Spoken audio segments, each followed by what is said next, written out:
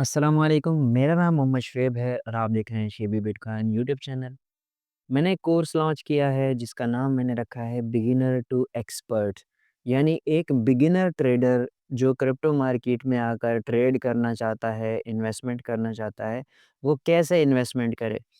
तो ये तरीका हम सिखाएँगे और आपको एक बिगिनर से एक्सपर्ट बनाएँगे। पिछले वीडियोज़ में मैं 9 वीडियोज़ इस कोर्स की लॉन्च कर चुका हूँ, जो प्लेलिस्ट आपको मेरे यूट्यूब चैनल पर मिल जाएगी और उस प्लेलिस्ट में मैंने कहाँ से आप शुरू करेंगे, बिटकॉइन क्या है, एक्सचेंज क्या है और ब्लॉकचेन क्या है, फिर एक्सचेंज पर अकाउंट कैसे बनेगा, फिर आप बाय सेल कैसे करेंगे, वो सारी चीज़ें जो है मैंने वहाँ पर अपलोड कर रखी हैं। तो इसी कोर्स के हवाले से आज की वीडियो जो है वो इन 4 टॉपिक्स पर होगी।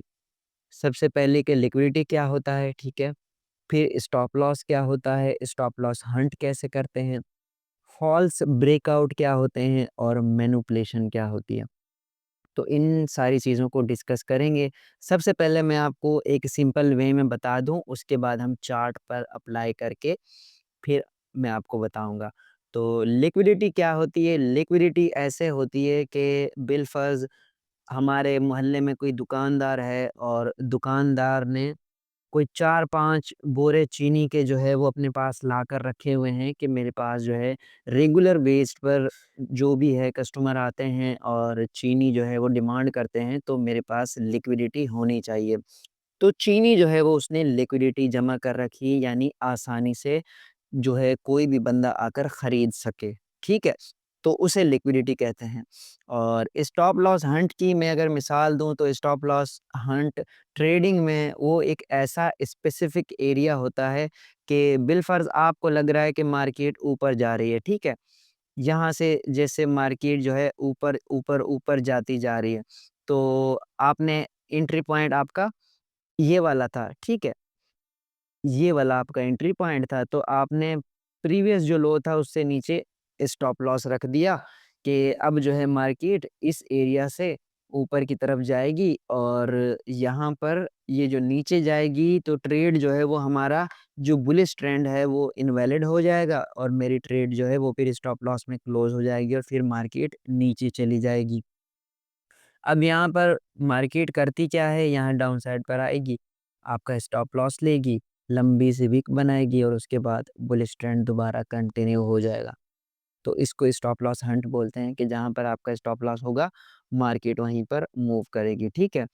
फिर फॉल्स ब्रेकआउट क्या होते हैं? फॉल्स ब्रेकआउट ऐसा होते हैं कि एक स्पेसिफिक रीजन है, जैसे मार्केट इस रेंज में ट्रेड कर रही है। इस रेंज में ट्रेड करते, करते, करते मार्केट डाउन साइड पर आ गई। आपने कहा कि यार ये तो अब मार्केट बेरिश हो गई है, तो अब मैं सेल की पोज़ीशन लूँ फ्यूचर ट्रेड में या फिर अपनी ट्रेड क्लोज़ कर दूँ। यहाँ क्या होगा? एक फॉल्स ब्रेकआउट होगा। आप डर की वजह से, फ़ियर की वजह से कि नुकसान ना हो, अपनी ट्रेड क्लोज़ करेंगे, मार्केट दोबारा उसी रेंज में ट्रेड करना शुरू हो जाएगी और फिर ऊपर चली जाएगी। तो इसको फ़ॉल्स ब्रेकआउट बोलते हैं, ठीक है? और उसके बाद मैनिपुलेशन, मैनिपुलेशन क्या होती है? वो चीज़ भी इन्हीं stop loss hunt, false breakout और मैनिपुलेशन सेम ही हम इसको कंसीडर कर सकते हैं। जैसे मैनिपुलेशन ये हो सकती है कि एक बहुत बुलिश इवेंट है, जैसे बिलफ़र्ज़ ट्रम्प इलेक्शन जीत गया और मार्केट बहुत बुलिश जाने वाली है और सारे के सारे लोग बाय करके बैठे हुए हैं। यहाँ पर इस एरिया में लोगों ने बाय कर लिया बहुत ज़्यादा, मतलब कि अब यहाँ से जो है मार्केट ऊपर जाएगी और हम प्रॉफ़िट टेकिंग करेंगे। लेकिन यहाँ पर मैनिपुलेशन होती है और मार्केट को डाउन साइड पर मूव कर दिया जाता है। जो बायर्स होते हैं वो सारे स्ट्रक हो जाते हैं और अपनी पोज़ीशंस को लॉस में क्लोज़ कर लेते हैं और जो फ्यूचर्स की ट्रेडिंग होती है वो लिक्विडेशन पर चली जाती हैं। तो इसको हम मैनिपुलेशन कहते हैं, ठीक है? तो ये चीज़ें मैंने सिंपली वे में आपके साथ डिफ़ाइन की हैं। अब इनको हम चार्ट पर भी देखेंगे। जैसे लिक्विडिटी के बारे में हम बात करते हैं। लिक्विडिटी क्या होती है? अच्छा, एक मज़े की मैं आपको बताऊँ कि ये आप एक यूँ समझें कि जैसे एक रूम है और ये चारों उसके पिलर हैं। वो रूम इन पिलर्स पर खड़ा हुआ है। तो जैसे हमारी पूरी ट्रेडिंग है ना, वो पूरी ट्रेडिंग इसी एरिया में मतलब मूव करती है, लिक्विडिटी पे, स्टॉप लॉस पे, फॉल्स ब्रेकआउट पे और मैनिपुलेशन पे। तो यहाँ पर जो है हम इसकी एग्ज़ाम्पल भी देखते हैं। एग्ज़ाम्पल के लिए अगर लिक्विडिटी की बात करें, तो लिक्विडिटी सेम यही है कि मार्केट अगर लिक्विडिटी होगी, लिक्विडिटी बहुत ज़्यादा कम है, यानी कोई ज़्यादा बेचने वाला या खरीदने वाला नहीं है, तो फिर उसमें मार्केट हमें स्ट्रॉन्ग मूव करती नज़र आएगी छोटे से वॉल्यूम के साथ भी।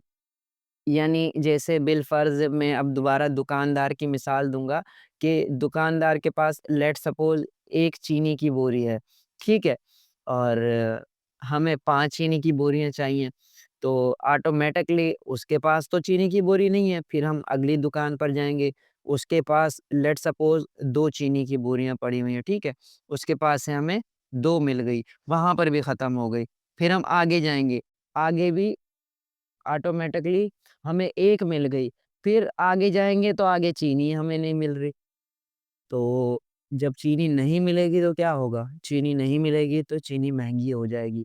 सबको पता लग जाएगा कि मार्केट में चीनी नहीं मिल रही, तो इस वजह से किसी एक दुकानदार के पास 1 बोरी पड़ी हुई है।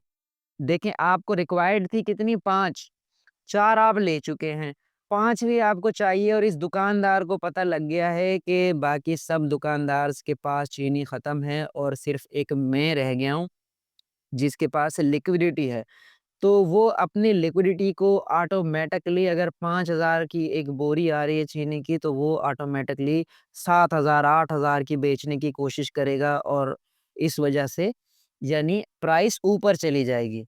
तो लिक्विडिटी का फंडा मैंने बड़े आसान लफ्ज़ों में आपको समझाया है, तो उम्मीद है कि आपको समझ आ गया होगा।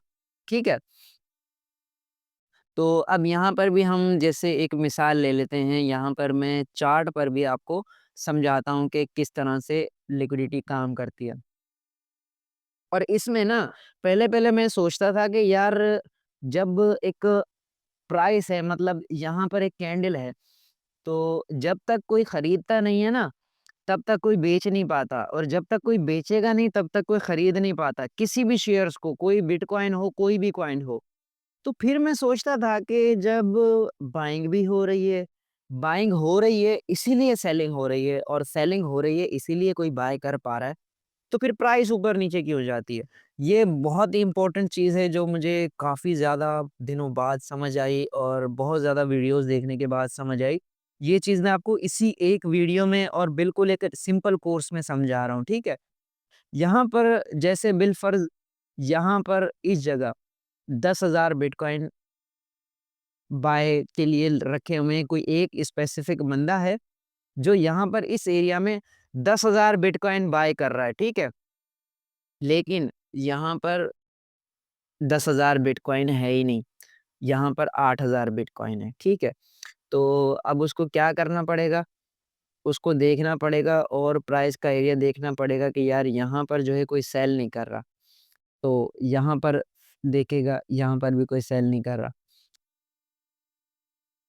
अच्छा, यहाँ पर मैं आपको मिसाल दूँ लिक्विडिटी के, लिक्विडिटी क्या होती है?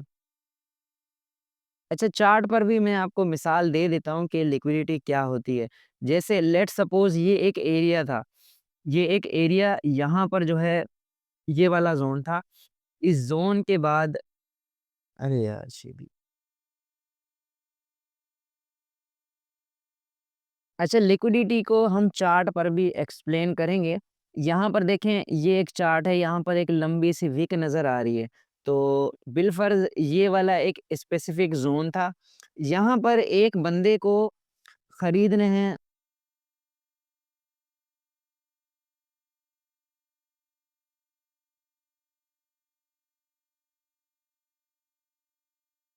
अच्छा, लिक्विडिटी को जो है हम चार्ट पर भी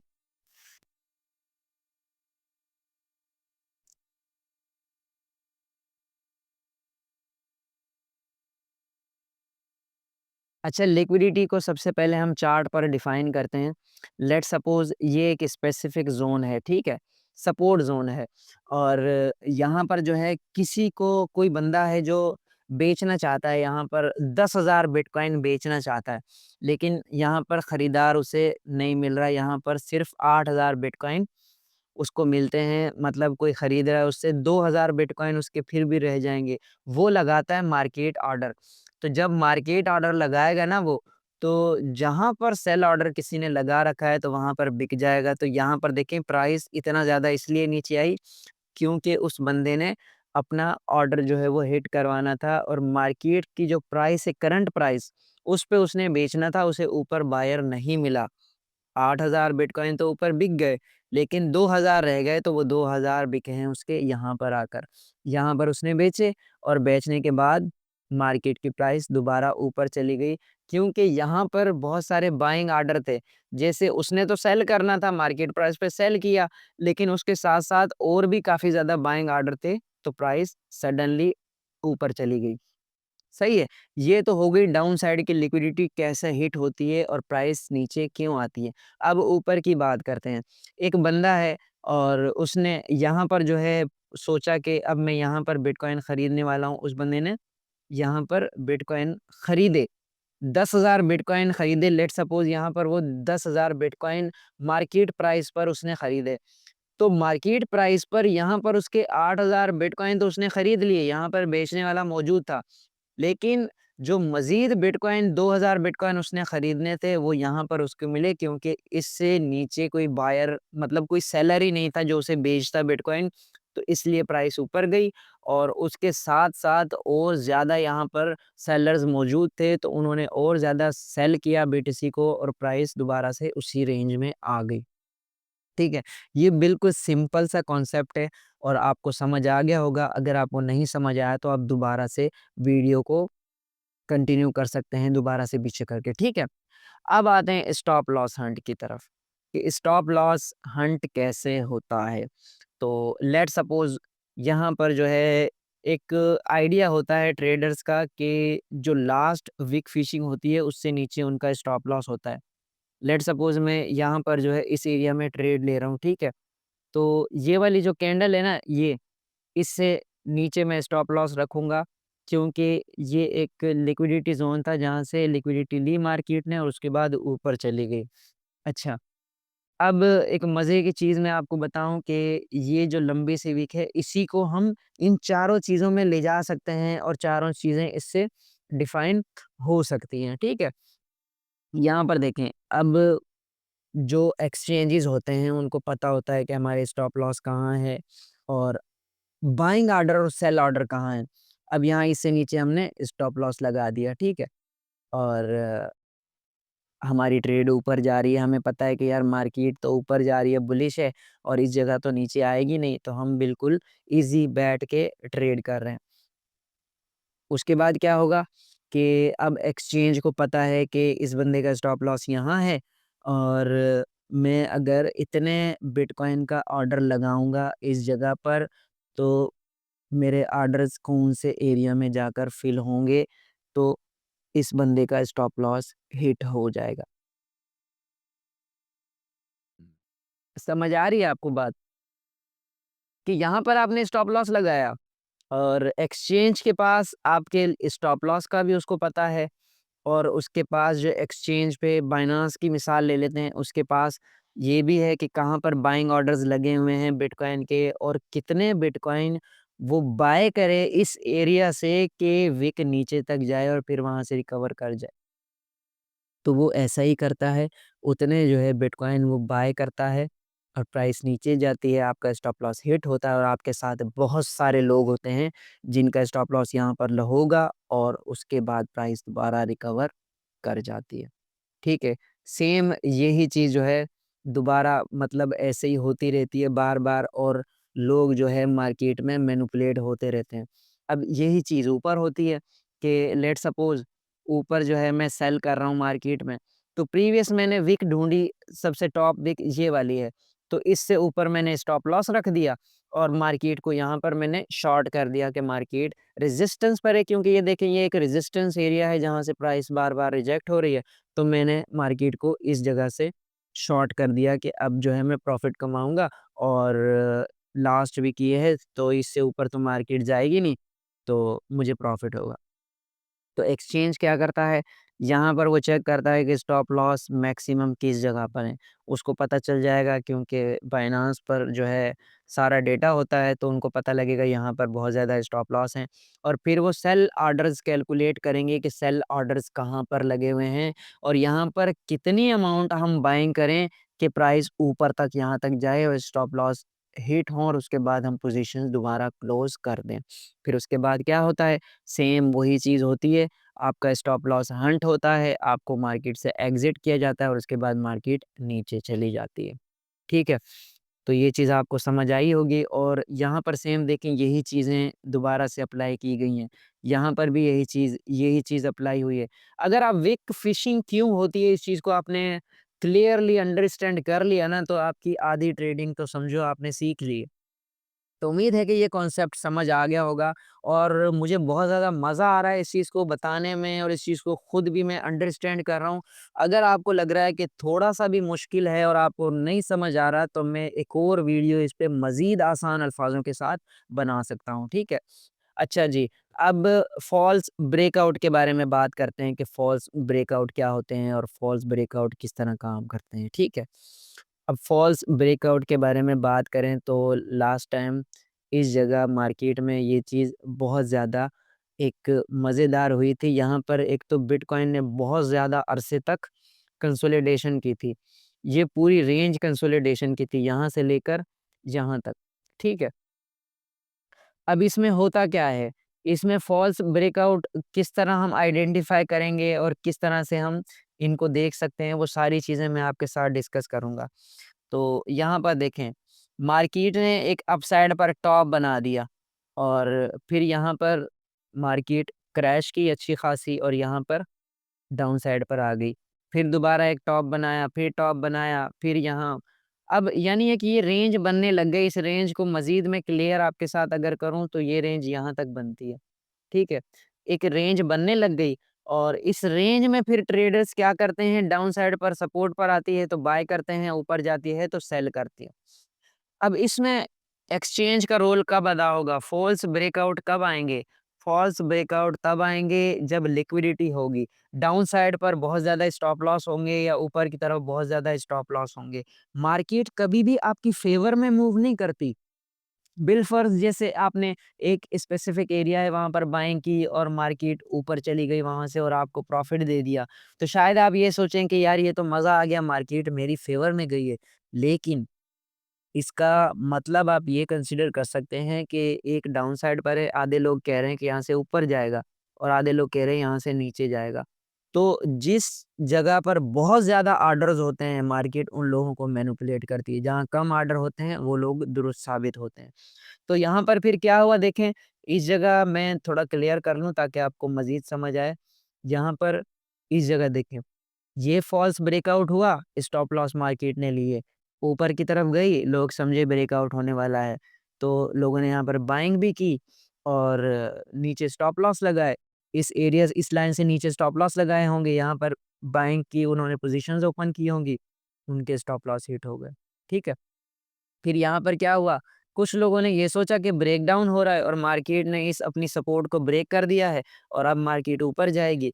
तो उन्होंने यहाँ पर शॉर्ट की पोज़ीशन ली, इस लाइन से ऊपर स्टॉप लॉस रखे, उनके स्टॉप लॉस हिट हो गए। और कुछ लोग इस एरिया में इस ओपन पोज़ीशन जैसे उनको लगा ये सपोर्ट है, यहाँ से बिटकॉइन बाउंस करेगा, उन्होंने नीचे स्टॉप लॉस लगाए तो उनके भी स्टॉप लॉस हिट हो गए।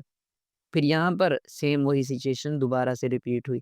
यहाँ पर एक्सट्रीमली इतनी लंबी वीक के साथ वही सिचुएशन रिपीट हुई, लिक्विडिटी वाली, फॉल्स ब्रेकआउट वाली, ठीक है? फिर यहाँ पर भी वही, फिर यहाँ पर भी वही और मार्केट दोबारा नीचे आ गई। तो मार्केट कभी भी देखें, मार्केट को ज़्यादातर क्या ड्राइव करते हैं? फंडामेंटल्स ड्राइव करते हैं, ठीक है। क्या ट्रेडर्स ड्राइव करते हैं? बिल्कुल भी नहीं। टेक्निकल ड्राइव करते हैं? बिल्कुल भी नहीं। ज़्यादातर मार्केट को मोस्टली लिक्विडिटी जो है ड्राइव करती है। जहाँ पर सबसे ज़्यादा स्टॉप लॉस होंगे, जहाँ पर सबसे ज़्यादा लोग उम्मीद लगाए होंगे, उन लोगों की उम्मीद को तोड़कर मार्केट जो है इधर-उधर मूव करेगी और फिर उस हिसाब से मार्केट मूव करेगी और फिर मार्केट लोगों को मैनिपुलेट करके उनके स्टॉप लॉस हिट करेगी, उनको लिक्विडेट करेगी और उसके बाद पंप करेगी, ठीक है?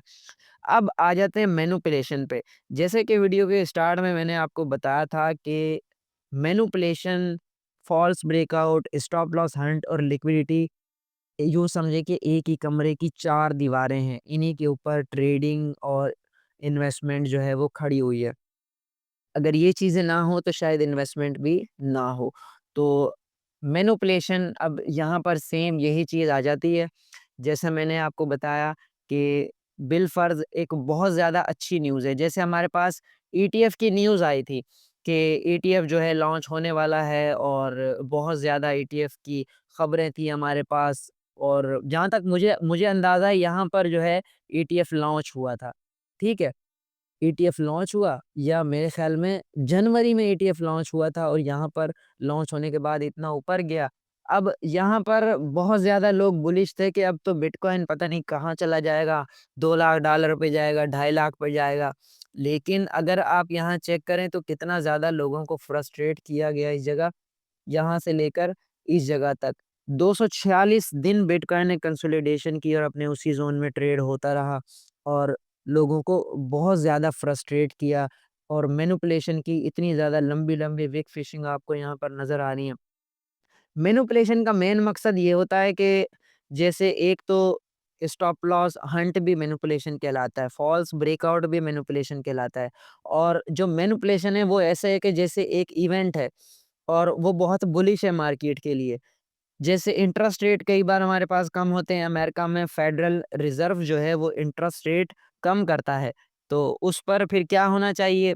मार्केट बुलिश है, ऊपर जानी चाहिए, लेकिन मार्केट जो है वो नीचे चली जाती है, और लोगों को बहुत ज़्यादा मायूस करती है, और इस वजह से लिक्विडेशंस होती हैं लोगों के अकाउंट में, स्टॉप लॉसेस हिट होते हैं, या मिनिमम लोग जो है माइनस में चले जाते हैं, उनका पोर्टफोलियो जो है वो माइनस हो जाता है। तो उम्मीद है कि ये चीज़ें आपको समझ आ गई होंगी। अब ये चीज़ें आपको समझ तो आ गई हैं, लेकिन इसका चार्ट पे इम्प्लीमेंट कैसे करना है, इस पे चार्ट का इम्प्लीमेंट करना अगर आप जानना चाहते हैं, आप चाहते हैं कि मैं आपको बताऊँ कि चार्ट पे इम्प्लीमेंट कैसे करेंगे हम, stop loss hunt, false breakout और मैनिपुलेशन से कैसे अवॉइड कर सकते हैं? क्या-क्या ऐसी चीज़ें हैं जिसके बारे में हम जान सकें और इस मैनिपुलेशन से अवॉइड कर सकें? अगर आप कमेंट में कहेंगे कि हमें ये चीज़ जाननी है, तो मैं लाज़मी आपके साथ शेयर करूँगा। अदरवाइज़ कल हम जो है डिस्कस करेंगे कि हम टॉप, बॉटम, या जिस तरह कोई भी मार्केट कहाँ से रिवर्स होगी, कहाँ से बाउंस होगी, किसी भी मार्केट का बॉटम क्या हो सकता है, टॉप क्या हो सकता है, ये कैसे आइडेंटिफ़ाई करें? मेन चीज़ तो यही है मार्केट में कि आप बॉटम पे बाय करें और टॉप पे सेल करें। तो ये किस तरह से आइडेंटिफ़ाई कर सकते हैं, और कौन से ऐसे इंडिकेटर हैं, कौन से ऐसे फैक्टर्स हैं जो हमें बताते हैं कि मार्केट में कब रिवर्स आने वाला है, कब डंप आने वाला है और कब पंप आने वाला है। तो ये चीज़ें अगर आप जानना चाहते हैं तो कल की वीडियो में फिर हम ये चीज़ें डिस्कस करेंगे। तो कमेंट करके ज़रूर बताइएगा कि आज की वीडियो कैसी रही, और कल आप अगर इसके बारे में जानना चाहते हैं कि मैनिपुलेशन से कैसे बचना चाहिए, या फिर आप जानना चाहते हैं कि टॉप और बॉटम को कैसे आइडेंटिफ़ाई करना है। दोनों चीज़ों में से जो आप कहेंगे मैं वो वीडियो बना दूँगा। अगर हमने कल मैनिपुलेशन की बनाई तो उससे नेक्स्ट डे फिर हम टॉप और बॉटम को डिस्कस करेंगे। तो मिलते हैं अपनी नेक्स्ट वीडियो में। अल्लाह हाफ़िज़।